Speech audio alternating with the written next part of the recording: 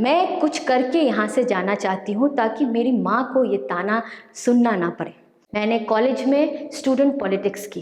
तुम्हें पता नहीं है कि तुम क्या करने जा रही हो और इससे तुम्हारे लाइफ को भी थ्रेट है, क्योंकि हमारे समाज में सरकारी नौकरी को लेकर के लोगों के अंदर में बहुत क्रेज़ है। मेरा कैंपस होता है जिसमें मुझे झारखंड में एज अ कम्युनिकेशन प्रोफेशनल काम करने का मौका मिलता है।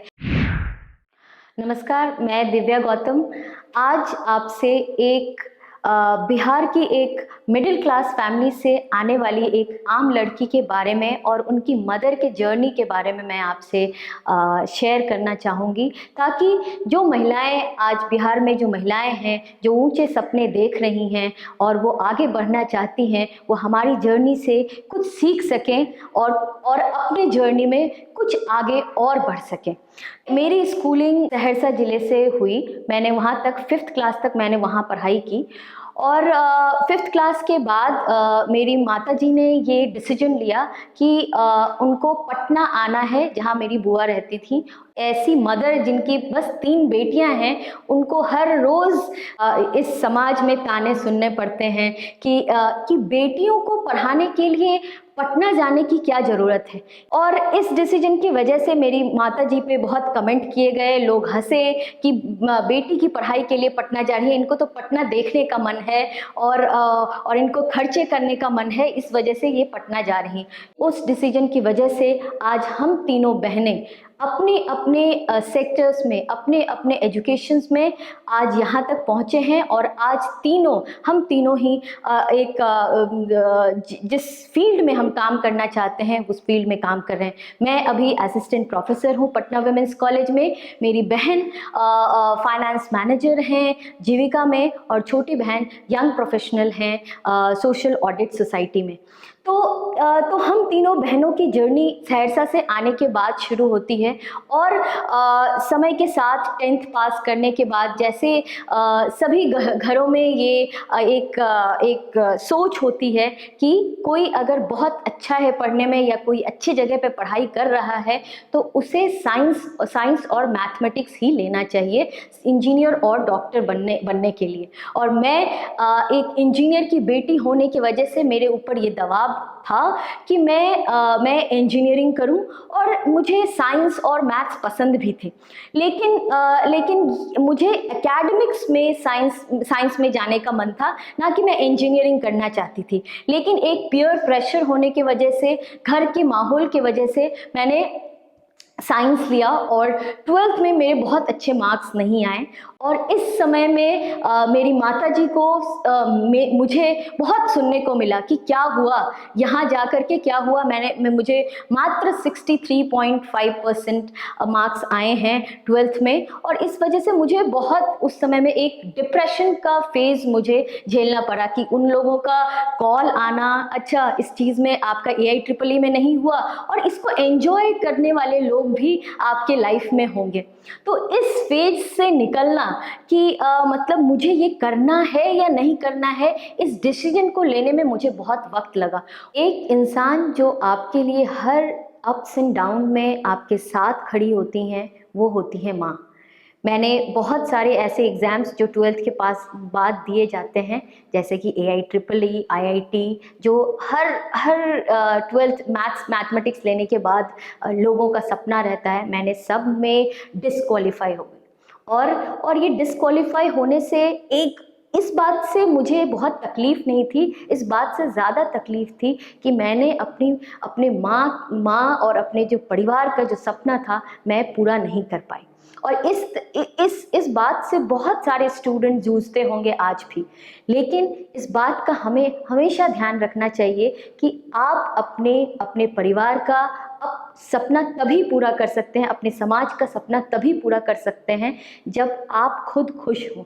आप कोई काम करके खुद में खुशी मिले तो ही आप आगे बढ़ सकते हैं। आपकी खुशी से ही आपके समाज की खुशी है। मैंने बहुत ही मेरे लिए ये डिसीजन लेना कि मैं आर्ट्स में आगे बढ़ना चाहती हूँ, ये बहुत ही चैलेंजिंग था। और मैंने एट लास्ट 2011 में, 9 के बाद 11 में मैंने 2 साल के बाद ये डिसीजन लिया कि मुझे graduations journalism and mass communication में करना है। मैंने bachelors in mass communication Patna college से किया, और जब मैंने पटना कॉलेज में दाखिला लिया तो उसी समय मेरे दिमाग में ये थी कि ये जो 3 साल का वक्त है, मैं उसमें खुद को ढूंढना चाहती थी। मैं क्या कर सकती हूँ, क्योंकि एक आप इतने बड़े फेलियर, जहाँ आपको हर कोई आपको फेलियर कह रहा हो, उस समय में अपने आप को बांध के ये अपने आप को एक कॉन्फिडेंस देना कि आप कर सकते हैं, ये बहुत बहुत बड़ा एक चैलेंज था मेरे लिए।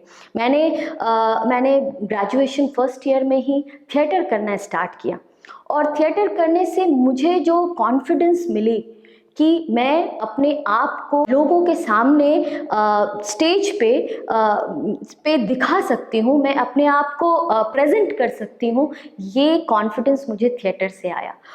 और साथ में आप जिस जगह पे, अगर आप एक सेंसिटिव पर्सन हैं, तो जो भी दिक्कतें, जो भी समाज में दिक्कतें होती हैं, उससे आप अलग थलग होकर के अपने आप को नहीं रख सकते हैं।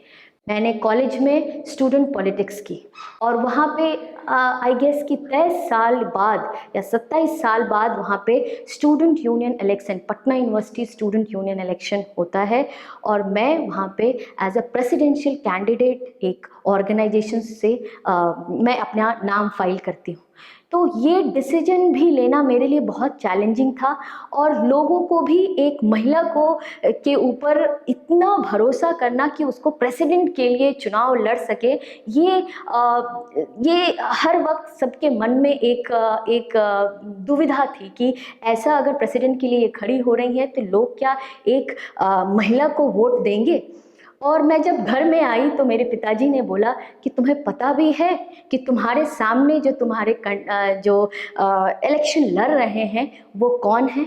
वो एक एमएलए का बेटा है, और तुम्हें पता नहीं है कि तुम क्या करने जा रही हो, और इससे तुम्हारे लाइफ को भी थ्रेट है। मैंने बहुत सोचा इस बारे में, मुझे लगा कि नहीं, अगर मेरे अंदर में ये है कि मुझे पॉलिटिक्स करनी चाहिए तो मुझे करना चाहिए। मैंने अपने घर में समझाया, और मैंने उस Patna university student union election में एज अ प्रेसिडेंट चुनाव लड़ी, और उस चुनाव में मैं रनर अप रही, लेकिन बस जीत हार के लिए ही नहीं, लेकिन उस समय को, उस कैंपेनिंग से मैंने समाज को बहुत अच्छे से समझा। हमारे समाज में जो जातिवाद है, हमारे समाज में महिलाओं की जो स्थिति है, हमने ये भी समझा कि हम जिस प्रिविलेज्ड कम्युनिटी से आते हैं वही एक सच्चाई नहीं है। ऐसे बहुत सारे लोग हैं जो इस पटना यूनिवर्सिटी में जो आते हैं, उनको बहुत संघर्ष करके यहाँ तक पहुँचे हैं। उनके पास हॉस्टल की फैसिलिटी नहीं है, फिर भी सपने बहुत बहुत ऊंचे हैं, और वो एक छोटे से रूम में बैठ के पढ़ाई करते हैं। और मैं ये कैंपेनिंग के समय समझ पाई कि मेरी जो ज़िंदगी है, वैसी ज़िंदगी भी सबके पास नहीं है। और इससे मुझे समझ में आया कि अपने लाइफ में वो काम करना है जिसमें मैं बस खुद के लिए काम ना करूं, मैं अपने समाज के लिए भी यूज़फुल हो सकूं। 2014 तक मैं यहाँ पे थिएटर, पॉलिटिक्स, ये सारी चीज़ें करते हुए मैंने अपनी पढ़ाई को कभी बैक स्टेज पे नहीं रखा। और जब पटना यूनिवर्सिटी का रिज़ल्ट आता है जर्नलिज्म में, आई टॉप माय कॉलेज। तो ये सोचना, ये चीज़ें हमेशा लोगों के दिमाग में रहती है कि अगर आप बहुत ज़्यादा इन्वॉल्व होते हैं, आप अगर पॉलिटिक्स करते हैं, आप या एक्स्ट्रा करिकुलर एक्टिविटी में हिस्सा लेते हैं, तो आपकी पढ़ाई अफेक्टेड होंगी। लेकिन ऐसी बात नहीं रही, मैंने अपनी पढ़ाई और ये दोनों चीज़ें साथ में करती रही। उसके बाद मेरा एंट्रेंस एग्ज़ाम का रिज़ल्ट आता है, और मैं Tata institute of social sciences, जो कि सोशल साइंस इंस्टीट्यूट में बहुत ही रेप्यूटेड इंस्टीट्यूट है, और वहाँ मैंने क्वालिफाई किया। इस हैदराबाद में जेंडर स्टडीज़ के लिए पढ़ाई करने के लिए गई। वो 2 साल का वक्त मेरे लिए एक पैन इंडिया को समझने के लिए, क्योंकि आप जिस समाज से आते हैं तो आपकी समझ वहीं तक रहती है। जब आप डिफरेंट कम्युनिटी के लोगों से मिलते हैं तो आप अपने होराइज़न को और ज़्यादा बढ़ाते हैं। और ये मास्टर्स में मैंने 2 साल में मैंने बहुत केरल से लेकर के कन्याकुमारी से लेकर के कश्मीर तक के स्टूडेंट्स से मिलने से मेरी समझ एजुकेशन को लेकर के, लोगों को लेकर के बहुत बहुत इनरिचिंग रही। और उसके बाद मेरा कैंपस होता है जिसमें मुझे झारखंड में एज अ कम्युनिकेशन प्रोफेशनल काम करने का मौका मिलता है। इसमें ट्राइबल एरिया में, नक्सलाइट अफेक्टेड एरिया में काम करने का क्या चैलेंजेस हो सकता है, मैंने वहाँ काम करके खूंटी, चाईबासा, सिमडेगा जैसे जगहों में मैंने जा कर के काम किया। और मैं जब 1 साल मैं काम कर ही रही थी और मुझे लगा कि मैं अब अपनी माँ और अपने पेरेंट्स के सपनों को पूरा किया है, और इसी वक्त 2017 में मैं बस 1 साल पूरा होने वाला था मेरे जॉब का, और मेरी माताजी का देहांत हो जाता। और मैं इसके लिए बिल्कुल, कोई भी इंसान रेडी नहीं रहता है। और जब आप वापस आते हैं और अपनी माँ को जब आप सोचते हैं कि वो जब आप घर आएंगे तो वो गेट खोलेंगी और आप उसको लेटे हुए देखते हैं, तो बहुत आप अंदर से टूटना क्या होता है, मैंने उस समय मैंने ये मैंने फील किया। और उस वक्त जब आपके जो लोग आपको आपके ऊपर संवेदना जताने के लिए आते हैं, आपकी माँ वहाँ लेटी हैं, और उस वक्त भी आपसे ये कहा जाता है कि आपको शादी कर लेनी चाहिए थी, माँ शादी देख करके चली जाती तो अच्छा होता। तो ये चीज़ें जब आपको सुनने को मिलता है तो बहुत एक हार्ट ब्रेकिंग होता है कि क्या इस समाज में महिलाओं की उपलब्धि इसी से नापी जाएगी कि उन्होंने शादी की है या नहीं की है। मुझे कभी कभी लगता है कि मेरी माँ अपने समय से कितना आगे सोचती थी। उन्होंने मुझसे ये प्रॉमिस लिया कि मैं उनकी अंत्येष्टि करूँगी। और वैसे समय में जब आप बहुत टूटे हुए होते हैं और उस वक्त आपको ये डिसीजन लेना होता है और आपको सबके सामने ये कहना होता है कि आप बेटी होकर और आप अंत्येष्टि करना चाहती हैं, तो बहुत सारे आईब्रोज चढ़ते हैं। और उस वक्त मैंने ये डिसीजन लिया और मैंने अपनी माँ की अंत्येष्टि की। और ये एक पुरुष प्रधान समाज में कि ये काम महिलाएं नहीं कर सकती हैं, महिलाओं को ये अधिकार नहीं दिया जाता है अपने पेरेंट्स के प्रति, तो ये चीज़ें भी टूटनी ज़रूरी है। और मेरी माताजी सिविल सर्विसेज का एग्ज़ाम देना चाहती थी और वो खुद ऑफिसर बनना चाहती थी, लेकिन उन्होंने कभी मेरे ऊपर इस बात का प्रेशर कभी नहीं रखा कि तुम्हें सिविल सर्विसेज एग्जामिनेशंस देना है। मैंने 1 साल मैंने तैयारी की, और ऐसे समय में तैयारी की जब मैं अपने बहुत अंदर से मैं टूटी हुई थी। और उस समय में अपनी बहनों को संभालना, अपने पिताजी को संभालना एक बहुत ही चैलेंजिंग था मेरे लिए। और उस वक्त इतना बड़ा डिसीजन लेना कि मुझे सिविल सर्विसेज की तैयारी करनी है, और मैंने 1 साल में तैयारी की और मैंने इस एग्ज़ाम का प्रीलिम क्वालिफाई किया। और मेंस का रिज़ल्ट आने के बाद मुझे पता चला कि मैंने मेंस में क्वालिफाई किया है। और उसी वक्त मेरे कज़न, जिससे हम सब बहुत इंस्पायर्ड हैं, बहुत सारे यूथ इंस्पायर्ड हैं, सुशांत सिंह राजपूत, उनका डेथ का न्यूज़ हमें मिलता है। और एक सेटबैक्स के बाद दूसरा सेटबैक अपने लाइफ में देखना, और मुझे लगा कि अब अपने आप को फिर से खड़ा करना मेरे लिए बहुत मुश्किल होगा। लेकिन मैं उस समय बिहार में ही जीविका में मैं काम कर रही थी, जहानाबाद में, और अपने आप को इंटरव्यू के लिए प्रिपेयर करना, और इतनी सारी चीज़ें चल रही थी। और इस वक्त अपने परिवार को भी बांध के रखना और ख़ुद को भी इमोशनली बांध के रखना और इस इंटरव्यू को क्वालिफाई करना मेरे लिए बहुत चैलेंजिंग रहा। लेकिन ये इंटरव्यू ओवर हुआ और मैं इसमें क्वालिफाई की। और ये मेरा ट्रिब्यूट मेरी माताजी को और मेरे ब्रदर को है। बीपीएससी का रिज़ल्ट जब आता है, मैं ऑलरेडी पटना वुमेंस कॉलेज में एज एन असिस्टेंट प्रोफेसर मैं काम कर रही थी। तो उस काम को करके मुझे बहुत खुशी मिल रही थी। मुझे लग रहा था कि मैंने जो इस समाज से जो मैंने पाया है, मैं उसे गिव बैक कर पा रही हूँ, मैं उस समाज को मैं दे पा रही हूँ, और मैं अपने आप को बहुत यूज़फुल फील कर रही थी। और इस वक्त जब रिज़ल्ट आता है बीपीएससी का, तो मेरे अंदर में एक डिलेमा होती है, क्या मैं एक स्थायी जॉब, स्थायी लाइफ को प्रायोरिटी दूं, या मैं अपने सपनों को प्रायोरिटी दूं, जो मैं करना चाहती हूँ, मैं जो समाज के लिए करना चाहती हूँ, जो जिस चीज़ में मुझे खुशी मिलती है, क्या मैं वो करूँ, या एक एक नॉर्मल लाइफ में जो सेटल्ड लाइफ, सेटल्ड फैमिली और इन चीज़ों को मैं अपने लाइफ में इम्पोर्टेंस दूँ।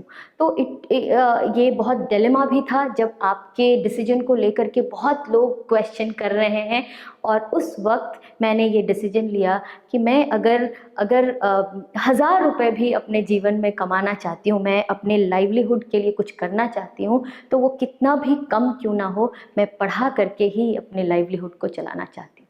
तो उस वक्त मैंने मेरी जो अंदर की डिलेमा थी कि क्या होगा, मतलब आगे क्या होगा, अगर ये नहीं रहा तो आगे क्या हो सकता है। तो इस डिलेमा को जो पॉज, फुल स्टॉप लगा जब मैंने अपने अंदर अब खुद में ये डिसीजन लिया कि मुझे वही काम करना है जिसमें मेरी खुशी है, जिसमें मेरा सेटिस्फेक्शन है। और जब आपका जो सक्सेस है वो बस आपका सक्सेस नहीं है। मैंने इस टाइम में जब मेरी बीपीएससी की रिज़ल्ट आए, तो कई सारे स्टूडेंट बहुत मोटिवेटेड हुए कि एक काम करते हुए भी ये एग्ज़ाम पास किया जा सकता है, ये हम और आप भी पास कर सकते हैं। तो ये मैंने उनकी आंखों में देखा, और मुझे लगा कि मैं अगर अपने एक्सपीरियंस और अपनी मैंने जो एक्सपीरियंस अपने लाइफ में की है, अगर ये किसी हंड्रेड्स ऑफ स्टूडेंट के लिए ये फ्रूटफुल हो सकता है, तो मैं वो काम करूँगी। और मैंने ये डिसीजन लिया कि मुझे पढ़ाई करना है और पढ़ाना है। और आज मैं अपने डिसीजन को लेकर के खुश हूँ, बस इसीलिए नहीं कि मेरा एक पर्सनल अचीवमेंट है बहुत है, जबकि मैं इस काम के साथ साथ मैं अपने हॉबीज़ को भी समय दे पा रही हूँ। मैं थिएटर कर रही हूँ, जो मैंने कॉलेज में किए थे, और इस बार मैंने थिएटर किया। ये मुझे बहुत खुशी मिली कि मैं जो काम करना चाहती हूँ वो कर पा रही हूँ। और साथ साथ मेरे साथ कई ऐसे स्टूडेंट्स हैं, मेरी 2 बहनें हैं, वो भी आज अपने पैरों पे खड़ी हैं, और वो अपने जीवन के फैसले खुद ले रही हैं। जब आप एक सबसे एल्डेस्ट होते हैं और आप शादी नहीं करते, और आपकी छोटी बहन की शादी होती है और वो भी अपनी पसंद से वो शादी करती हैं, तो फिर आपको एक बहुत बड़ा एक क्रिटिसिज्म सहना पड़ता है कि मतलब how women can take decision of their life by her own. तो ये डिसीजन जब मेरी छोटी बहन ने लिया, मैं उसके साथ खड़ी रही, और आज वो अपने पैरों पे खड़ी हैं, और साथ में वो अपनी लाइफ अपने टर्म्स एंड कंडीशंस पे जी रही हैं। तो मैं इस टॉक के माध्यम से मैं यही कहना चाहूँगी कि लाइफ में बहुत सारे ऐसे लोग होंगे जो आपके अलग अलग वक्त पे मुझे बहुत क्रिटिसिज्म झेलना पड़ा कि आप खुद शादी नहीं करके आप अपनी बहन की आपकी शादी हो रही है, वो भी वो खुद की पसंद से कर रही हैं, ये समाज को एक्सेप्टेबल नहीं होता है। तो इस समय में भी आप जब अपने आप को खड़ा कर पाते हैं, वो बहुत आपको अंदर से एक स्ट्रॉन्ग फीलिंग्स आती है। तो मैं अब जो लड़कियां हैं, मैं उनसे, महिलाएं हैं, उनसे यही कहना चाहूँगी, और उनके जो दोस्त हैं, उनके जो फैमिली मेम्बर्स हैं, मैं उनसे यही कहना चाहूँगी कि जैसे आपके सपने हैं वैसे उनके भी सपने हैं। उनके सपनों के साथ हाथ में हाथ डाल के चलिए, और उनके सपनों को पूरा करने में आप किस तरह से उनकी हेल्प कर सकते हैं, ये बहुत ज़रूरी है। और आज जब अलग अलग प्लेटफॉर्म पे मैं महिलाओं को देखती हूँ, चाहे वो ट्रैफिक पुलिस हो, चाहे वो पुलिस में महिलाओं को देखती हूँ, सब इंस्पेक्टर हैं महिलाएं, और ऐसे प्लेटफॉर्म पे जब उनकी विजिबिलिटी पब्लिक स्पेस पे बहुत ज़्यादा दिखती है, तो एक खुशी मिलती है कि आज बस वो आज अपनी अर्निंग खुद कर रही हैं, खुद काम कर रही हैं, और इससे उनका कॉन्फिडेंस ही नहीं, अपनी ज़िंदगी जीने का डिसीजन भी वो खुद ले पा रही हैं। मैं बिहार की महिलाओं को, देश की महिलाओं को मैं यही कहना चाहूँगी कि आप अपने डिसीजंस, लाइफ के अपने डिसीजंस खुद लें, और आपको अपने जीवन में क्या करना है, लाइफ में करियर इज़ वेरी इम्पॉर्टेंट। कोई भी डिसीजन, अब बड़े डिसीजन आप अपनी ज़िंदगी में लेते हैं, अगर आप फाइनेंशियली इंडिपेंडेंट नहीं हैं, आप अगर मेंटली बहुत स्ट्रॉन्ग नहीं हैं, तो बहुत सारे ऐसे वक्त आएंगे जब लोग आपके सपोर्ट में खड़े नहीं होंगे। लेकिन जब आपको लगे कि आपका ये डिसीजन आपके लिए सही है, आपको इस काम को करके खुशी मिल रही है, तो please go ahead and do these works, जो काम आप करना चाहते हैं। मैंने कई महिलाओं को देखा है जब वो अपने जीवन को 2 भागों में बांट के देखती हैं कि शादी से पहले मैं इन सब चीज़ों को मैं करती थी, मुझे डांस पसंद था, मैं डिबेट कंपटीशन में हिस्सा लेती थी, और उसके बाद मैं ये सब नहीं कर पाई।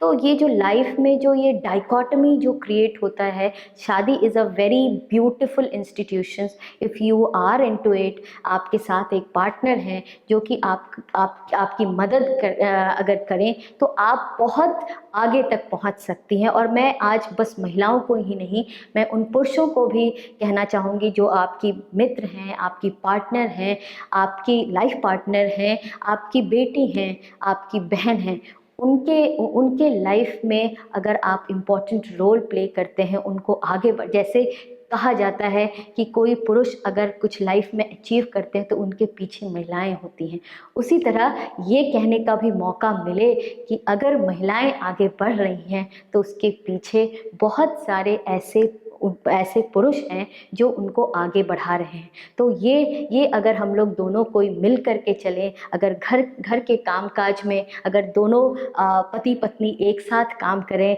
अगर घर के कामकाज में बस एक आदमी पे रिस्पॉन्सिबिलिटी, एक इंसान पे रिस्पॉन्सिबिलिटी नहीं रहे, तो बहुत सारे ऐसे जो सपने हैं जो टूटते हुए उन्हें नज़र आते हैं, वो टूटते हुए नहीं बनते हुए नज़र आएंगे। और आज बस करियर ही इम्पॉर्टेंट नहीं है, आपका लाइफ भी इम्पॉर्टेंट है। मैं बहुत समय अपनी खुशी के लिए बहुत समय मैं रील्स बनाती हूँ, मैं एक्टिंग करती हूँ, और बहुत सारी चीज़ें ऐसी, मुझे ड्राइविंग पसंद है, तो मुझे जब मैं ड्राइव करती हूँ तो मुझे वो इंडिपेंडेंस फील होता है। जब मैं पटना की सड़कों पर जब मैं खुद से ड्राइव करके हर जगह जाती हूँ, तो ये बहुत सारे ऐसे स्किल्स हैं जो आपको ज़िंदगी में सीखने की ज़रूरत है, ताकि आप अपनी ज़िंदगी अपने शर्तों पे जी सकें, अपनी खुशियों के लिए जी सकें, और आपकी खुशियों से ही समाज की खुशी है, आपके परिवार की खुशी है। बहुत सारी कॉम्पिटिटिव एग्ज़ाम की तैयारी करने वाली लड़कियों के मन में ये सवाल हर वक्त मन में रहता है कि मेरे पास बहुत ज़्यादा समय नहीं है। जब भी किसी लड़की को ये परमिशन, सो कॉल्ड परमिशन मिलती है कि आप प्रिपरेशन कर सकते हैं, तो एक टाइम लिमिट के साथ मिलती है कि अगर 2 साल में अगर आपने पास नहीं किया तो आपकी शादी करवा दी जाएगी, या बहुत सारे ऐसी जिम्मेदारियां होती हैं जिसको करना आप उसी टाइम फ्रेम में एक बांट दिया जाता है, और ये टाइम बॉम्ब की तरह हमारी ज़िंदगी चलती है। और इसी को लेकर के मेरे दिमाग में भी था कि कैसे मैं फर्स्ट अटेम्प्ट में इसको क्वालिफाई कर लूँ, ताकि क्योंकि मेरे पास ज़्यादा वक्त नहीं था। अगर मैं फ़र्स्ट अटेम्प्ट में क्वालिफाई नहीं कर पाती तो बहुत सारी जिम्मेदारियां जो हैं आपके समय के साथ आपको इस समाज में पूरा करने का एक कंपल्शन रहता है। तो मैंने अपनी पढ़ाई पढ़ाते हुए ही की। मैंने एंट्रेंस जब तक मैंने प्रीलिम क्वालिफाई जब तक नहीं किया था, तब तक मैं पूरी तरह से फोकस होकर के मैंने प्रीलिम का प्रिपरेशन किया। उसके बाद मैं टीचिंग करते हुए पढ़ाई कर रही थी। तो इसमें टाइम मैनेजमेंट की बहुत इम्पॉर्टेंट रोल है कि आप अपने टाइम को कैसे मैनेज करते हैं। और सिविल सर्विसेज प्रिपरेशंस का मतलब है कि आप डेडिकेटेड होकर के इस प्रिपरेशन को करें। तो एग्जैक्टली जो मैं टारगेट सेट करती थी कि इस वीक के लिए मैंने ये टारगेट रखा है, तो एट एनी कॉस्ट मैं कोशिश करती थी कि इस वीक का जो टारगेट है वो मैं इस वीक में कंप्लीट कर लूँ। चाहे मेरी बहुत सारे एंगेजमेंट्स होंगे, कभी घर में कोई किसी तरह के एंगेजमेंट्स होंगे, कॉलेज में एंगेजमेंट्स होंगे, लेकिन मैं उस काम को करती थी। तो ये डेडिकेशंस बहुत ज़रूरी है। आप अपने रूटीन को फॉलो कीजिए, और ज़रूरी नहीं कि जो रूटीन मैं फॉलो कर रही हूँ वही रूटीन अगर आप कॉपी करते हैं तो वो काम आप कर सकते हैं।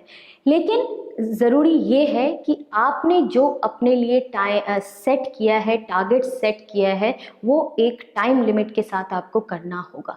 डेली आपको 3 to 4 आवर्स आपको अपनी पढ़ाई के लिए, चाहे वो स्टैटिक पार्ट हो या करंट पार्ट हो, दोनों को लेकर के चलना होगा। And newspaper reading is very very important. मैंने हिंदी न्यूज़पेपर और एक इंग्लिश न्यूज़पेपर जिसमें द हिंदू, इंडियन एक्सप्रेस, ये दोनों की मैं ये एटलीस्ट कोई काम ना हो, कम से कम न्यूज़पेपर कंप्लीट होना बहुत बहुत ज़रूरी है, ताकि आप अपडेटेड रहें। और करंट जो है बहुत इम्पॉर्टेंट रोल प्ले करता है सिविल सर्विसेज एग्जामिनेशन में। तो आपको टाइम लिमिट सेट करना होगा, क्योंकि आपके पास और भी वर्क रिस्पॉन्सिबिलिटीज़ हैं। तो एटलीस्ट 4 to 5 आवर्स आपको डेडिकेटेड प्रिपरेशंस के लिए देना होगा। अब के समय में ये बहुत ईजी है कि आप ऑनलाइन प्लेटफॉर्म्स का इस्तेमाल करके, लेकिन बहुत समय ये भी ज़रूरी है, मैं ये बहुत अच्छे से इंगित कर देना चाहूँगी कि बहुत सारे इन्फॉर्मेशंस आपको ऑनलाइन प्लेटफॉर्म पे मिलेंगे, और इस ऑनलाइन प्लेटफॉर्म पे इतने इन्फॉर्मेशंस रहते हैं, ओवरलोडेड बाय इन्फॉर्मेशंस आज हम लोग हैं। लेकिन आपको अपने सोर्सेस को तय करके रखना है कि ये चीज़ें मुझे इन किताबों से पढ़ना है, और ये इस प्लेटफॉर्म्स को ही मुझे फॉलो करना है। अगर आप अपने आप को जितना ज़्यादा स्प्रेड करेंगे, उतने ज़्यादा प्रॉब्लम होगी आपको फोकस स्टडी करने में। तो इसलिए ज़रूरी है कि अपने सोर्सेज को लिमिटेड रखें, और सोर्सेज को लिमिटेड रखना और डेडिकेटेड हो करके 3-4 घंटे प्रिपरेशन करना बहुत ज़रूरी है। और इसके लिए आप ही नहीं, आपके घर में जो लोग हैं वो भी आपको अगर सपोर्ट करते हैं तो ये काम बहुत आसान हो जाता है। मेरी बहन, जब मैं प्रिपरेशन कर रही थी, तो मुझे खाना बनाने और खाना कब खाना है इसकी जिम्मेदारी नहीं थी, वो मेरी बहनें ये काम मेरे लिए करती थी। तो ऐसे लोग जो आपके लाइफ में हों, जो कि आपको सपोर्ट कर रहे हैं, तो आपकी जर्नी बहुत आसान हो जाएगी, और आप ज़रूर ये एग्ज़ाम क्वालिफाई कर पाएंगे।